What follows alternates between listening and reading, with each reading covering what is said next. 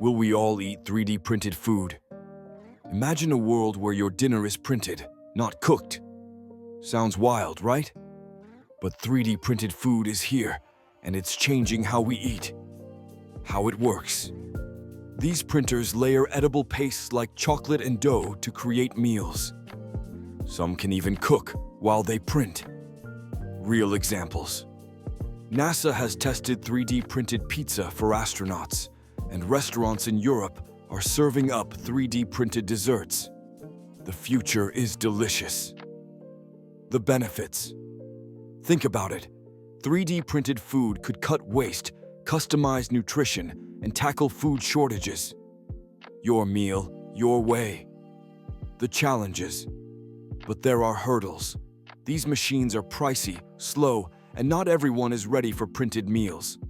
So, will 3D printed food revolutionize our kitchens, or is it just a passing trend? Would you give it a try? Let us know below. And don't forget to subscribe to Incognito Future Lab for more future tech insights.